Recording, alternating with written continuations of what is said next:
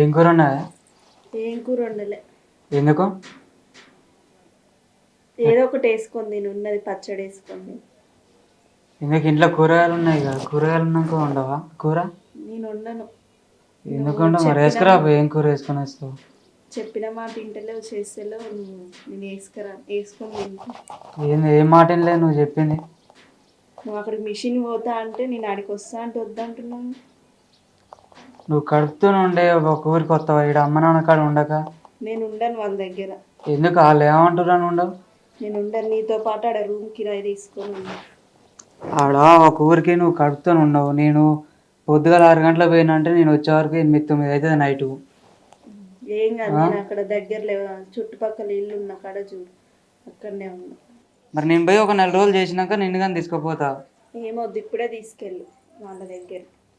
ఇప్పుడే తీసుకెళ్ళని మాట్లాడుతావు, డబ్బులు కొట్టి అంటే కొట్టినయ్యో. నేను చెప్పిన మాట వినకుంటే నేను ఉండనే ఉండను, వెళ్ళిపోతా. వెళ్ళిపోతావా? వెళ్ళిపోతా. వెళ్ళిపోతావు, పోరాదు. సరే, వెళ్ళిపోమంటున్నాను, వెళ్ళిపోతా. ధనాన్ని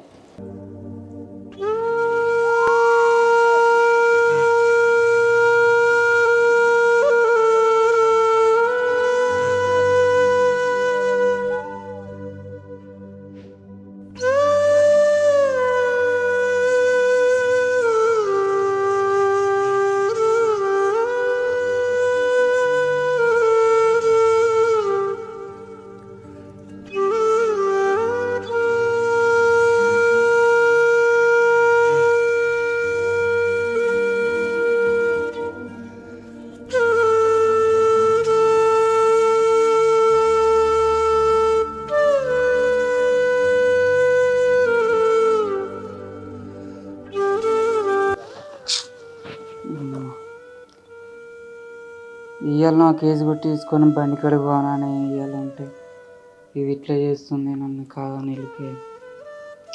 ఏం చేయాలి ఇప్పుడు? ఎప్పుడు టెన్షన్లన్నీ నాకు వస్తున్నాయి, బాధలన్నీ నాకే వస్తున్నాయి.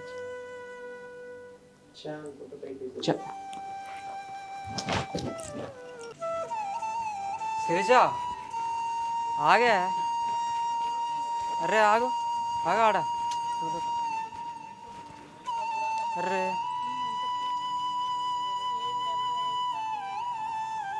గొడవ పెట్టుకొని వెళ్ళిపోతుంది.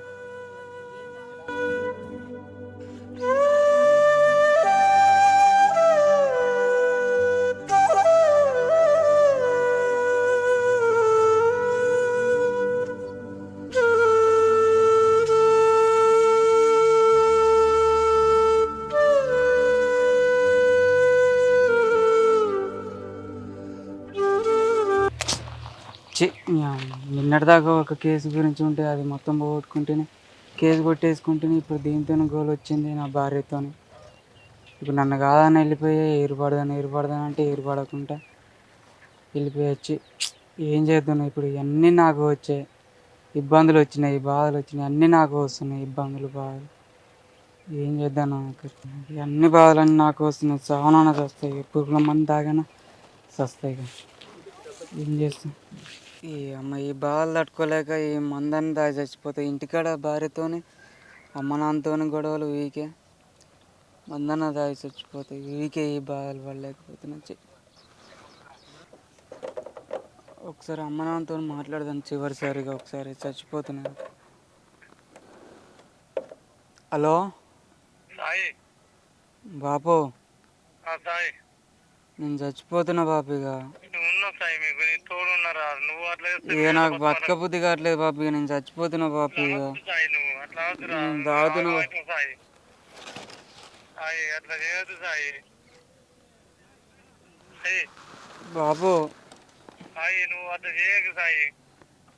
నేను చచ్చిపోతున్నా బాపు. ఇక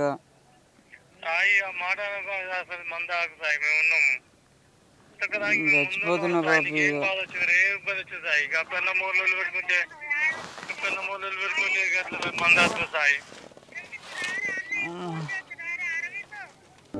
ఎక్కడ నుంచి చెప్పయ్యా?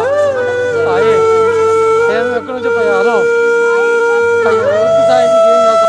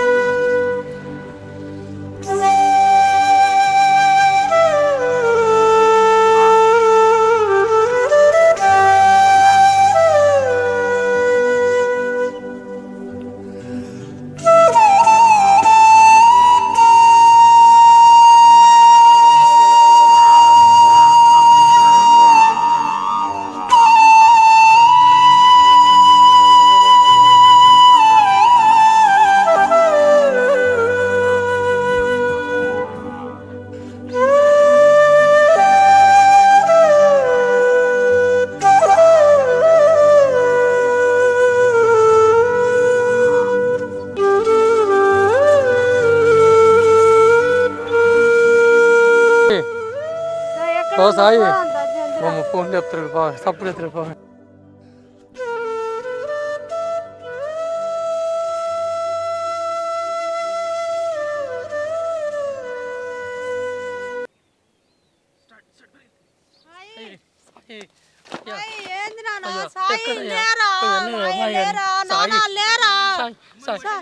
సాయి తప్పు లేదు తప్పు లేదు సప్పుడు చేస్తలేవేదిరా సాయి లేరా సాయి నేను అన్నయ్యకు ఫోన్ చేయరా అన్నకు ఫోన్ చేయరా ఫోన్ చేద్దులే నాన్న సాయి లే నాన్న తమ్ముడు వచ్చిండ్రా లే సాయి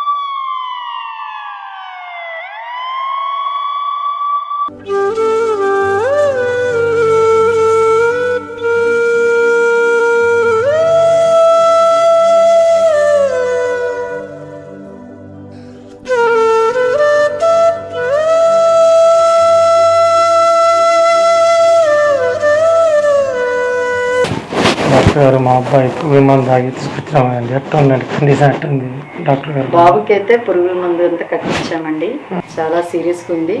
వెంటిలేటర్ మీద ఎక్కించాము, శ్వాస తీసుకోవడానికి చాలా కష్టంగా తను ఇబ్బంది పడుతుంటే వెంటిలేటర్ ఎక్కించాము, ఐసీయూలో పెట్టాము. కండిషన్ అయితే చాలా సీరియస్గా ఉంది. సరే మా ప్రయత్నం మేము చేస్తామండి. ఎట్లా సారు ఇంకా నమ్మకం చెప్తలేడు, ఎట్లా తీసుకుపోదాం, ఎక్కడన్నా తీసుకుపోదామా, ఎట్లా ఎటు తీసుకో ఇప్పుడు వారం రోజులు కదలిక ఇటు ఏం వస్తలేవా ఏం చేస్తలేవా చూద్దాం, ఇంకొక 4-2 రోజులు చూద్దాం, చూసి ఎట్లుంటుందో ఏం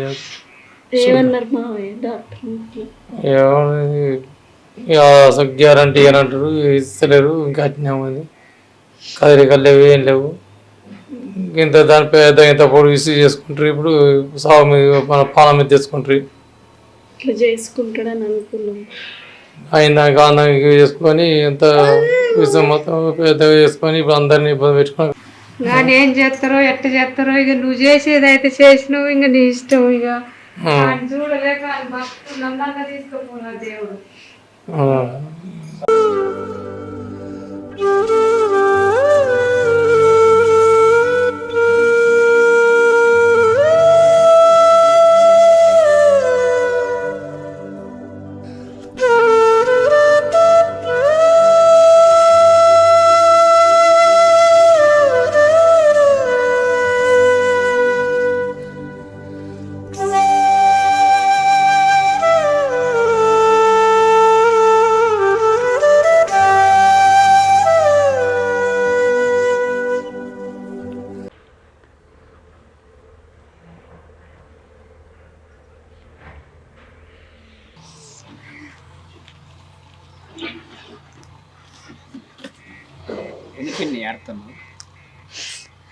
నా కొడుకు మందు తాగిండయ్యా, నా కొడుకు మందు తాగిండు, బతకదని చెప్తుర్రయ్యా అందరూ. పెళ్ళం మొగలు గొడవ పెట్టుకుర్రు, వాళ్ళు గొడవ పెట్టుకుని ఆ అమ్మగారి ఇంటికి వెళ్ళిపోయిందయ్యా. బతకడని మా కాడ సంతకాలు కూడా తీసుకున్నారు అయ్యా. ఏం బాధపడ మాకు పిన్ని. అయ్యా మాకు నేను చర్చి పోయే అమ్మగారు ఉంది, మేరీరత్నం అమ్మగారు అని చెప్పి. దేవుడు అట్లే నేను మరణ పడకల్లో ఉన్నప్పుడు దేవుడు అమ్మగారి ప్రార్థన ద్వారాగా నాకు సంపూర్ణ స్వస్థత వచ్చింది. నేను అమ్మగారికి చెప్తా, తమ్ముడు గురించి చెప్పి అమ్మగారితో ప్రార్థన చేపిస్తా.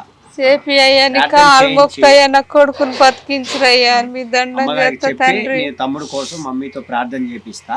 ప్రార్థన చేపించి నువ్వు గనుక విశ్వాసం ఉంచు దేవుడి మీద. Hello mummy praise lord mummy. Praise lord నాన్న. మమ్మీ నేను ఎంకన్నాను మమ్మీ.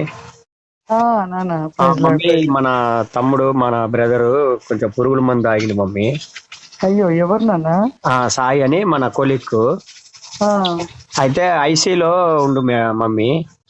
అయ్యయ్యో అయితే డాక్టర్లు కొంచెం సీరియస్ అంటారు మమ్మీ.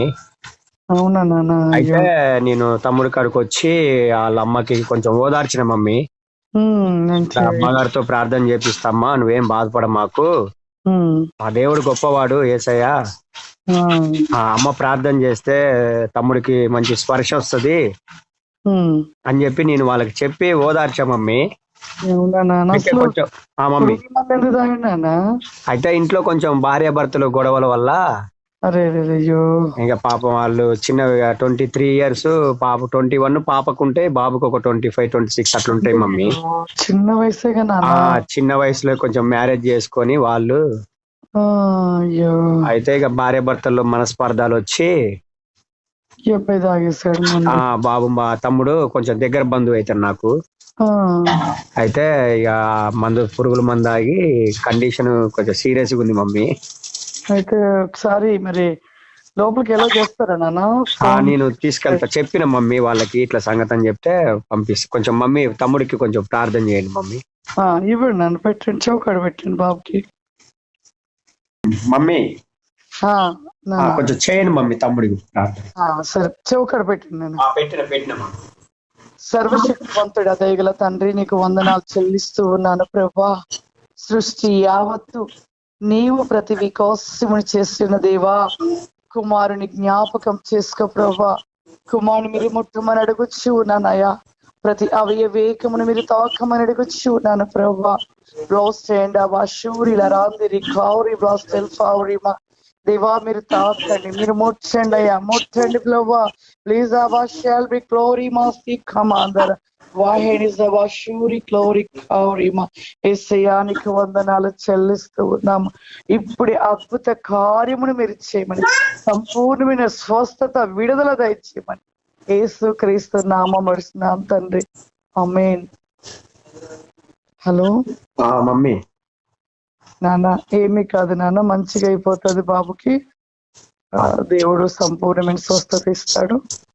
తనకైతే ఏమీ కాదని చెప్తున్నారు ప్రభు, ఏమీ కాదు, మంచిగా అయిపోతాడు. ఆరోగ్యంతో బయటకు వస్తాడు నాన్న.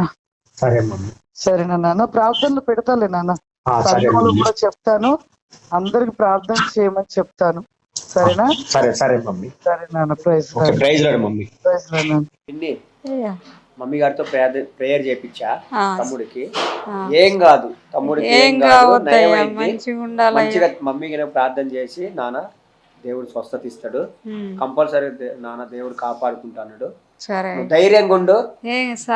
దేవుడు బలవంతుడు, నమ్మదగిన వాడు, జీవం కలిగిన వాడు. యేసయ్య నీ బిడ్డని కంపల్సరీ నా దేవుడు కాపాడుకుంటాడు, సాక్షి బిడ్డగా నిలవబెట్టుకుంటాడు.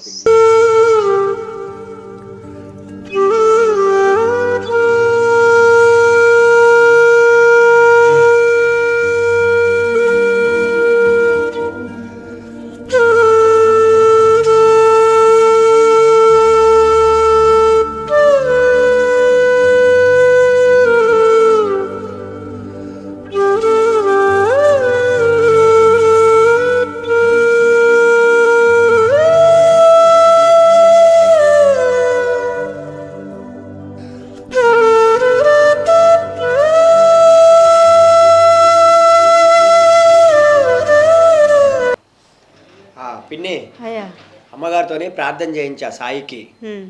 చెల్లా ఏం కాదురా, మన దేవుడు గొప్పవాడు, మంచి తమ్ముడికి స్వస్థత ఇస్తాడు. అమ్మగారికి ప్రార్థన చేసి నాన్న మంచిగా ఉంది, ఏం కాదు, దేవుడు స్వస్థత ఇస్తాడని చెప్పి తల్లికి నాకు ప్రార్థన చేసి చెప్పింది. ఇక మన ప్రేయర్ ఆయిల్ ఇది స్వస్థత అభిషేక తైలము. తమ్ముడికి ఇది ఛాతికాడ విశ్వాసంతో రాయి ఇది రాస్తే దీన్ని బట్టి దేవుడు తమ్ముడికి మంచి విడుదల ఇస్తాడు. విశ్వాసంతో ప్రభుని విశ్వసించి రాసాయి అది.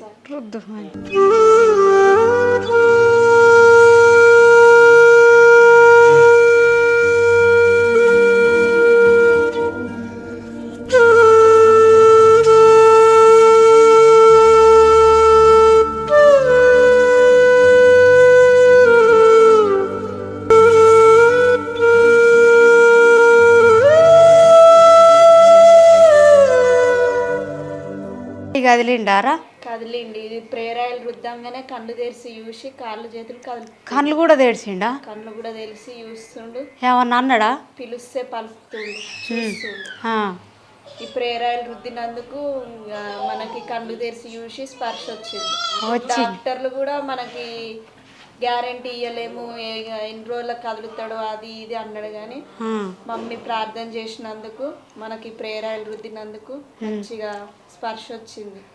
మళ్ళా మమ్మీ గారికి మళ్ళీ ఫోన్ చేద్దాం. ఆ దేవుని మర్చిపోవద్దు శిరీష, అసలే మర్చిపోవద్దు చెప్తున్నా నేను. ఆ దేవుడే ఉండు, ఇంకా మనమే ఉన్నాం. సాయిని బతుకుతాడు, ఏం కాదు, మనకు మంచిగా ఉంటాడు నా సాయిగా. ఆదివారం నాడు చర్చికి వెళ్ళి అమ్మగారికి కలిసి వద్దాం మన ఇద్దరం పోయి. మామయ్య రాకున్నా కానీ మన ఇద్దరం పోయి వద్దాం. పోయి ఒకసారి కలిసి ప్రార్థన చేయించుకొని వద్దాం.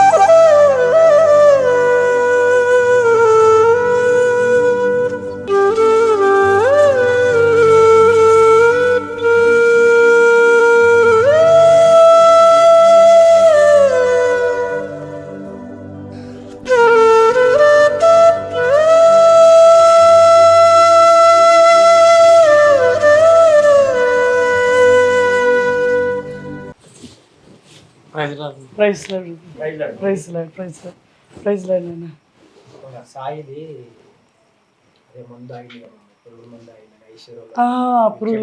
అవునవునా? అవునా? బాబా మంచిగా అయినట్టుంది, చక్కగా. దేవుని స్తోత్రం. ఇప్పుడు మంచిగా ఉందా నాన్న? ఎప్పుడు 2 నెలలు అయితే 2 నెలల వరకు మా 45 days దాకా ఐసీలోనే ఉండు. అవును, ఐసీలో ఉన్నదని చెప్పారు. తర్వాత ఆక్సిజన్ పెట్టి వెంటిలేటర్ మీద ఉన్నదని చెప్పి వెంటిలేటర్ మీద. దేవుని స్తోత్రం. దేవుడు అద్భుత కార్యం నాన్న. ప్రార్థన బట్టి 45 days వెంటిలేటర్ మీద ఉండు మమ్మీ. దేవుడు మీ ప్రార్థన బట్టి, మా దేవుడు మహాకృపను బట్టి ఆ తమ్ముడికి మంచి స్వస్థత ఇచ్చిండు దేవుడు. దాంట్లో ఆయాసం టైపు అదంతా పాయిజన్ అయ్యి ఊపిరితిత్తులకి పట్టేసింది.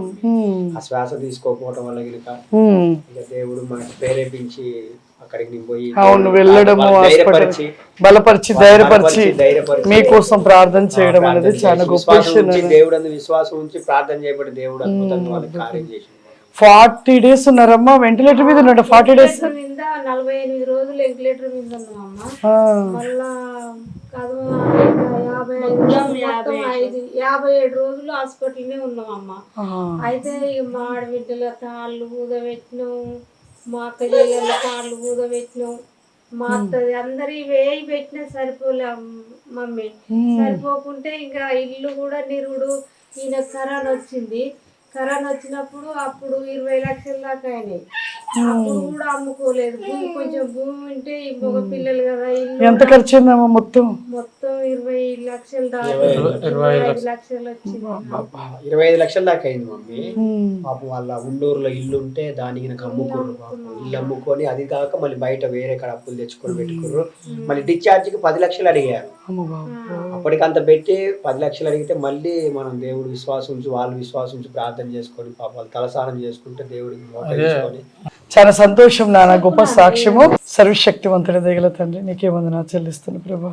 బిడ్డని తాకండి మీ శక్తి వేగం చేత నింపండి.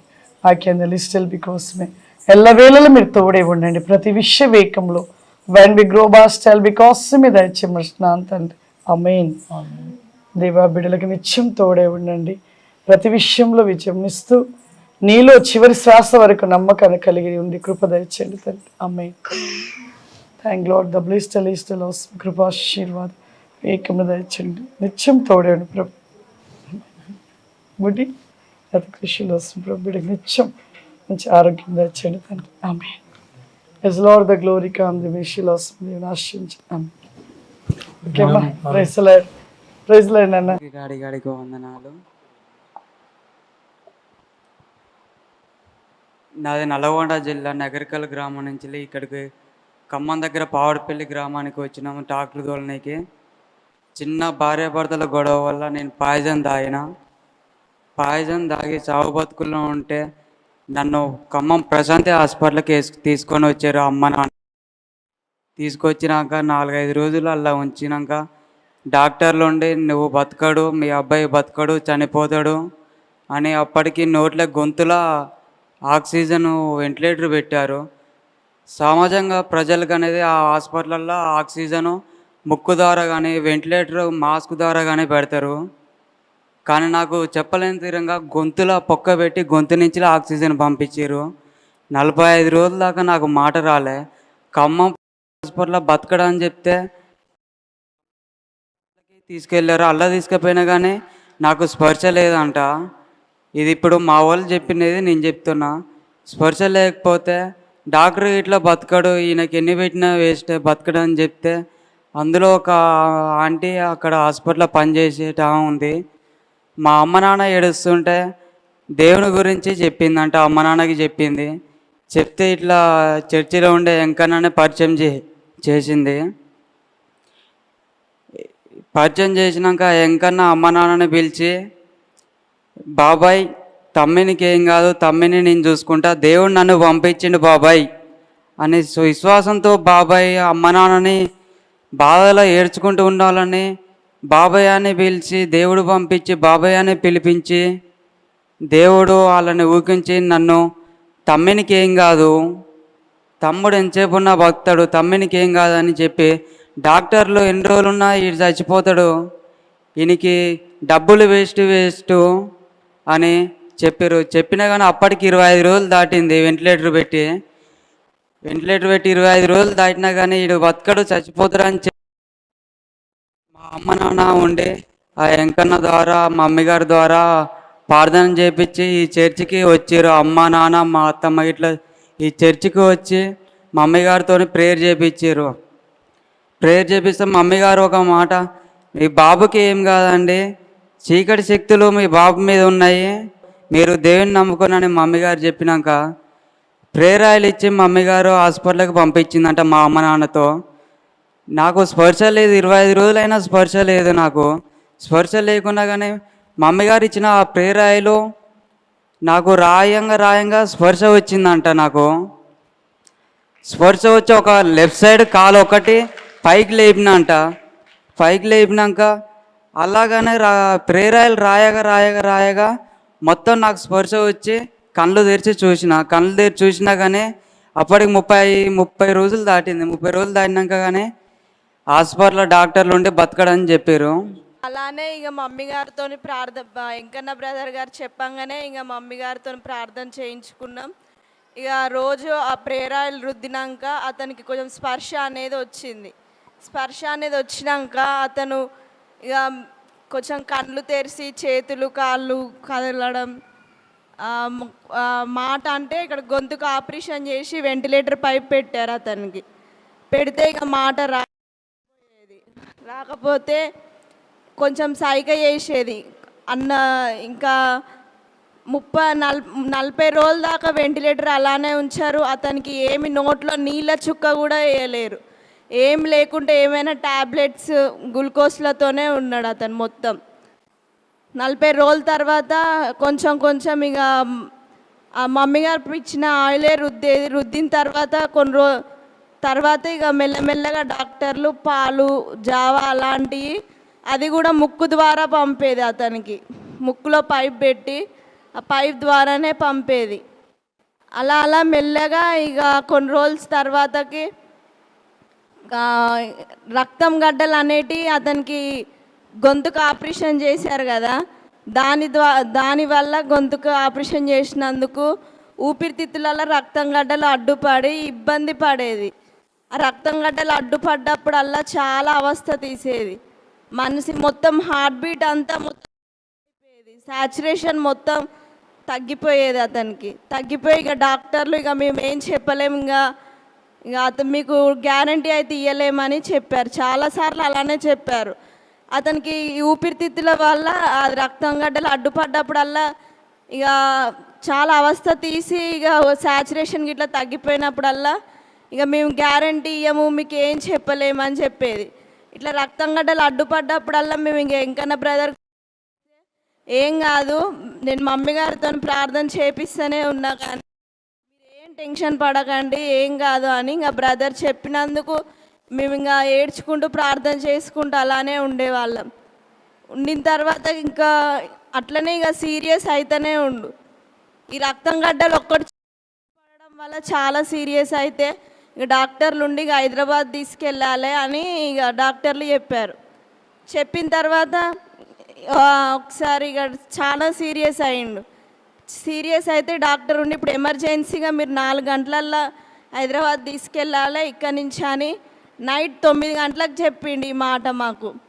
చెప్తే ఈ టైంకి మేము ఇప్పుడు ఎలా వెళ్ళాలి హైదరాబాద్కి అని మేము మళ్ళీ అతనికి వెంటిలేటర్ లేనిది హైదరాబాద్కి వెళ్ళరాదు. అప్పటికి గొంతుకి ఆపరేషన్ చేసి వెంటిలేటర్ పైపు అతనికి గొంతు ద్వారా పెట్టారు. గొంతు ద్వారా పెడితే ఇక మీరు అతనికి సాచురేషన్ కూడా వెంటిలేటర్ పైప్ అనేది కొంచెం ఒక్కసారి తీసినా కూడా సాచురేషన్ తగ్గిపోయి వెంటిలేటర్ సాచురేషన్ తగ్గిపోతుంటే ఇక డాక్టర్ ఉండి మీరు ఎలా తీసుకెళ్తారో తెలియదు, కానీ 4 గంటలలో ఇతన్ని హైదరాబాద్ తీసుకెళ్ళాలి, లేదంటే చాలా సీరియస్ అవుతాడు, మీకు మేమైతే ఏం గ్యారంటీ ఇవ్వలేమని ఇక డాక్టర్లు చెప్పారు. చెప్పిన తర్వాత మళ్ళా డాక్టర్ ఒకసారి వచ్చి చూసి ఇంకా మళ్ళీ మేము వెంకన్న బ్రదర్కి చెప్తే నేను మమ్మీతో ప్రార్థన చేపిస్తా ఒక 10 నిమిషాలల్లా అని చెప్పాడు. చెప్పిన తర్వాత డాక్టర్ అన్నాడు కదా మీరు ఇప్పుడు తీసుకెళ్ళాలి అన్న డాక్టర్ మళ్ళీ 10 నిమిషాలల్లా మమ్మీ గారు ప్రార్థన చేసి ఇప్పుడు ఏమి హైదరాబాద్కి వెళ్ళే అవసరం లేదు అని మళ్ళా డాక్టర్ అన్నాడు. మమ్మీ గారు ప్రార్థన ద్వారా ఇక ఆ రోజు మేము హైదరాబాద్కి వెళ్ళకుండా ఉన్నాం. తర్వాతకి ఇక ఇట్లనే 2-3 రోజుల తర్వాత ఇట్లనే మళ్ళీ రక్తం గడ్డలు అనేటి అవి ఎన్నిసార్లు తీసినా అవి వస్తూనే ఉన్నాయి. ఇక ఒకసారి హైదరాబాద్ తీసుకెళ్ళాలి అని హైదరాబాద్ తీసుకెళ్ళినాం. తీసుకెళ్తే అక్కడ డాక్టర్ ఇతని సిచ్యువేషన్ చూసి అన్నాడు కదా 5 రోజులు ఉంచాలి ఇతన్ని, 5-6 రోజులు ఉంచాలి అని చెప్పాడు. రోజుకి ₹1,00,000 అవుతాయి, 5-6 రోజులు ఉంచాలి అని కిమ్స్ హాస్పిటల్కి పంపించాడు మమ్మల్ని హైదరాబాద్కి. పంపిస్తే మేము అక్కడికి వెళ్ళిన తర్వాతకి ఇక బ్రదర్ కూడా మాతో పాటు వచ్చాడు.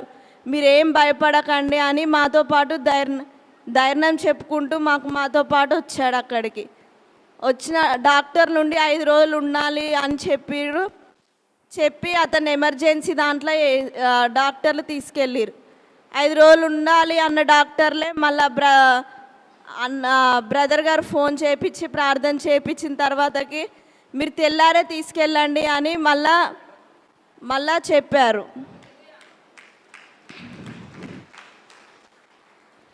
అక్కడ ఒక్కరోజు ₹1,00,000 అయితే అన్నారు, 5 రోజులు 5 లక్షలు అవుతాయి అని చెప్పారు. ఇంకా మందులు మెడిసిన్స్ మనయే అని చెప్పారు.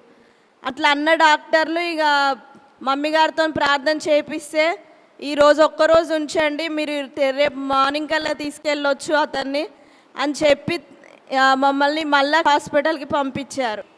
ఇక్కడ మళ్ళీ జాయిన్ చేసుకున్నారు. ఎందుకంటే వెంటిలేటర్ పైపు ఎక్కడ పెడితే ఏ హాస్పిటల్లో పెట్టిరో వాళ్ళే తీయాలని ఇంకా మమ్మల్ని మళ్ళీ హాస్పిటల్కి పంపిస్తే అక్కడ డాక్టర్లు ఏం చేశారంటే మేము ఇల్లు అమ్ముకొని ఇతనికి 20 లక్షల దాకా హాస్పిటల్నే పెట్టినాం. అప్పటికి 15 లక్షల దాకా హాస్పిటల్నే అయినాయి. డాక్టర్లు ఇంకా ఇతన్ని హైదరాబాద్ తీసుకెళ్ళి రక్తం గడ్డలు ఇవన్నీ తీయించిన తర్వాత కూడా హాస్పిటల్నే ఉంచుతున్నారు. ఎందుకనంటే మీరు డబ్బులు మొత్తం కడితేనే మిమ్మల్ని పంపిస్తామని మమ్మల్ని హాస్పిటల్నే 2 నెలలు హాస్పిటల్నే ఉంచిన తర్వాత వెంటిలేటర్ పైప్ తీసేయమన్నా కూడా తీయలేరు. అతను మంచిగా అయిండు, మమ్మీ గారి ప్రార్థన ద్వారా కూడా ఆయన మంచిగా అయిండు. కానీ ఆ వెంటిలేటర్ పైప్ తీయమంటే మీరు ఇంకా 10 లక్షలు కట్టాలి, అప్పుడైతేనే మేము తీస్తామన్నారు. అప్పటికి 15 లక్షలు దాకా కట్టినాం. కట్టిన తర్వాత కూడా ఇంకా 10 లక్షలు కట్టాలని మమ్మల్ని చాలా ఇబ్బంది పెడితే ఇక మళ్ళా ఆ బ్రదర్కి బ్రదర్ రోజు వచ్చి అతనికి ప్రార్థన చేసి మాకు ధైర్యం చెప్పి వెళ్ళేవాడు. మమ్మీ గారితో కూడా రోజు ప్రార్థన చేపించి మాకు రోజు ధైర్యం చెప్పేవాడు. ఇంకా 10 లక్షలు కట్టాలి అంటారు అన్న అని అన్నతో ఏడిస్తే ఏం కాదు, నేను మమ్మీకి చెప్పినా మీకు ఏం కాదు, ఏం ఇబ్బంది కాదు, వాళ్ళు ఎన్ని రోజులు ఉంచుకుంటారో ఉంచుకొని అని అన్న మాకు ధైర్యం చెప్పి వెళ్ళాడు. వెళ్ళిన తర్వాతకి ఇంకా 10 లక్షలు కట్టాలి, లేదంటే మమ్మల్ని ఒక జైల్లో ఉంచిరు హాస్పిటల్లో. ఎవరితోని మాట్లాడనీయకుండా మీరు 10 లక్షలు ఇంకా కడితేనే మిమ్మల్ని బయటికి పంపిస్తాం. అప్పటికి 55 రోజులు హాస్పిటల్ ఉండబట్టి, కానీ ఇంకా మమ్మల్ని పంపించకపోతే మమ్మీతో ప్రార్థన చేపించుకున్నాక వారం రోజులకే మేము ఇంటికి వచ్చేసినాం.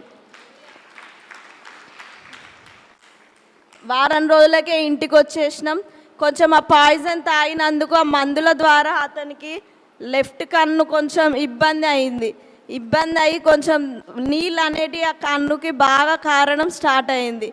ఇక ఖమ్మంలో 3-4 హాస్పిటల్లో చూయించినా కూడా ఏం తగ్గలేదు. తగ్గకపోతే మమ్మీ గారితో ప్రార్థన చేయించుకున్న మమ్మీ గారు ఉండి ఏం కాదు, కొంచెం ఇన్ఫెక్షన్ అయింది, హాస్పిటల్కి వెళ్ళండి, ఏం కాదని అంటే సరే అని ఇంకా అక్కడ హైదరాబాద్కి ఇక్కడ ఖమ్మంలో చూయించుకుంటే తగ్గలేదు. ఇక్కడ మన బ్రదర్కి తెలిసిన హాస్పిటల్ ఉంటే అక్కడికి వెళ్తే అక్కడ హైదరాబాద్కే రాశారు. హైదరాబాద్కి రాసి అక్కడికి వెళ్తే అన్నారు కదా, ఫస్ట్ ఇక్కడ ఖమ్మంలో చూయించుకుంటా అన్నారు కదా, ఆ కన్ను మొత్తానికే పోయింది, కన్ను ఇక లైఫ్ లాంగ్ కనిపించదు, ఆ కన్ను మొత్తం కనిపించకుండా అయిపోయింది, మీరు ఎన్ని మందులు వాడినా కూడా వేస్టే, ఇక అట్లనే ఉంటుందని చెప్పినాక కూడా ఇక మేము హైదరాబాద్కి వెళ్ళిన తర్వాత ఒకసారి అయితే మీరు హైదరాబాద్ వెళ్ళండి, చేస్తే ఆపరేషన్ ఇట్లా చేయొచ్చు అని చెప్తే ఇక హైదరాబాద్ వెళ్ళిన తర్వాత కూడా మేమిద్దరం వెళ్తే ఇక పొద్దున వెళ్ళినాక అక్కడికి హాస్పిటల్కి వెళ్ళినాక ప్రేయర్ ఆయిల్ తీసుకెళ్ళి ఇక అతనికి కన్ను మీద ఇట్లా రుద్ది బ్రదర్కి ఫోన్ చేసి ఇట్లా హైదరాబాద్ హాస్పిటల్కి వచ్చినామన్నా, కొంచెం మమ్మీ గారితో ప్రార్థన చేయించు, ఇట్లా అన్నీ నార్మల్ రావాలి, ఏ ఆపరేషన్ చేయొద్దు అని అన్నకు చెప్తే అన్న సరేరా నేను ప్రేయర్ చేపిస్తా అని మమ్మీ గారితో ప్రార్థన చేయించినాక లోపలికి వెళ్ళి చూయించుకున్నాం. అన్ని రిపోర్ట్స్ గిట్లా అన్ని ఆపరేషన్ చేయాలి అని ఇక్కడ ఖమ్మంలో చెప్పారు. హైదరాబాద్ వెళ్ళిన తర్వాత ఇక మమ్మీ గారితో ప్రార్థన చేయించుకున్నాం. ఏ ఆపరేషన్ అవసరం లేదు అని చెప్పి రిపోర్ట్స్ అన్నీ నార్మల్ వచ్చాయి, జస్ట్ డ్రాప్స్ వాడండి తగ్గిపోతుంది అని 2 తీర్ల డ్రాప్స్ ఇచ్చిర్రు. ఆ డ్రాప్స్ వేస్తూ ఉంటే ఇప్పుడు ఆయన కన్ను మొత్తానికే రోజు ప్రేయర్ ఆయిల్ కన్ను మీద రుద్దుతుంటే ఇక ఇప్పుడు మొత్తం పూర్తి స్వస్థత అనేది ఆయన కన్నుకు వచ్చింది. ఇక ఇప్పుడు మమ్మీ గారితో ప్రార్థన చేయించుకున్నాక మా కుటుంబం మొత్తం రక్షణ పొందినాం. నా భర్త కూడా చనిపోతాడు అనుకున్నాడు, ఈరోజు మీ కళ్ళ ముందు కనపడుతున్నాడు. మాకు అసలు ఆశనే లేదు, కానీ మమ్మీ గారి ప్రార్థన ద్వారా ప్రభు ద్వారా నా భర్త బతికిండు. ఒక్క ద్వారా నా కుటుంబం మొత్తం రక్షణ పొంది వారం వారం మేము చర్చికి వస్తున్నాం. మేము త్వరలో కూడా బాప్తిసం తీసుకోవాలనుకుంటున్నాం. అలానే మేము ఇల్లు అమ్ముకున్నాం, ఇప్పుడు ఇల్లు కూడా లేకుండా అయింది. మాకు దేవుడు ఇల్లు కూడా చూపించాలని కోరుకుంటున్నాం.